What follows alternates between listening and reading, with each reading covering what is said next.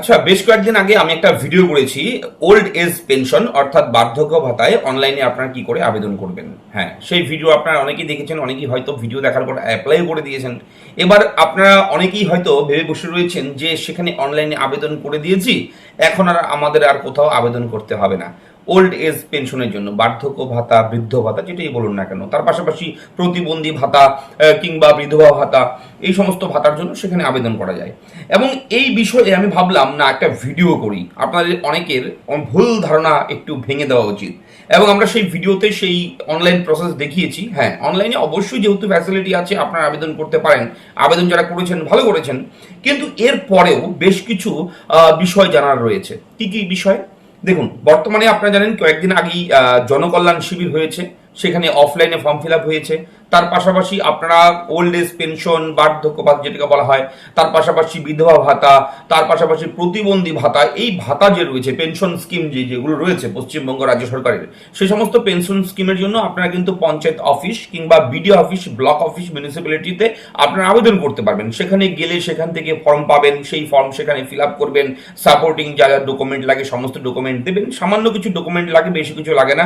যারা pH handicap, তাদের handicap certificate অবশ্যই লাগবে। তার পাশাপাশি বৃদ্ধ ভাতা হলে বয়সের প্রমাণ হিসেবে ডকুমেন্ট লাগবে, আপনি কোন জায়গার স্থায়ী বাসিন্দা তার জন্য ডকুমেন্ট লাগবে, আপনার আইডেন্টিটির জন্য আধার কার্ড লাগবে। এই সমস্ত ডকুমেন্ট এগুলো আমাদের কাছে সবারই প্রায় আছে, ঠিক আছে? যার যার যেটা রয়েছে সেই সমস্ত ডকুমেন্ট দিয়ে আবেদন করতে পারবেন।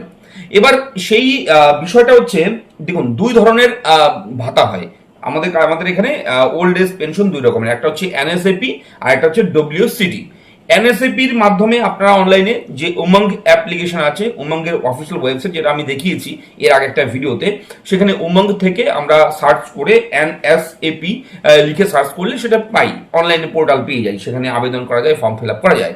কিন্তু এই এনএসএপিতে আবেদন করলে দেখুন এখানে কিন্তু কোটা খালি নেই, কোটা খালি থাকেই না, একদম ফুলফিল থাকে কোটা।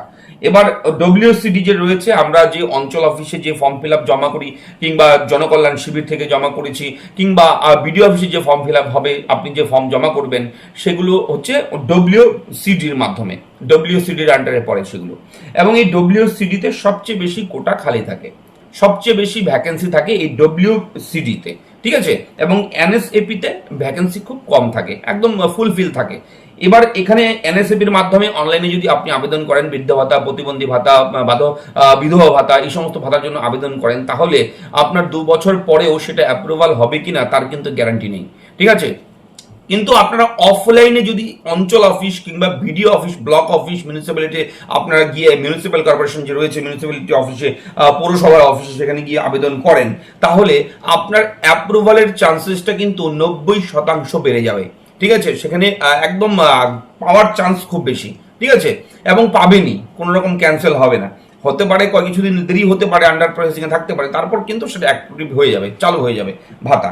এবং আপনাদেরকে এটার জন্যই ভিডিওটা করছি, আপনারা যারা এই এনএসএপির মাধ্যমে ওল্ড এজ পেনশন কিংবা বিধবা ভাতা, প্রতিবন্ধী ভাতায় আবেদন করেছেন, শুধু সেখানে আবেদন করেই থেমে থাকবেন না। সেখানে আবেদন করেছেন, কিন্তু তার পাশাপাশি আপনাকে আপনার যদি গ্রাম পঞ্চায়েত, রুরাল এরিয়ায় থাকেন, তাহলে পঞ্চায়েত অফিস, বিডিও অফিসে আপনারা আবেদন করবেন।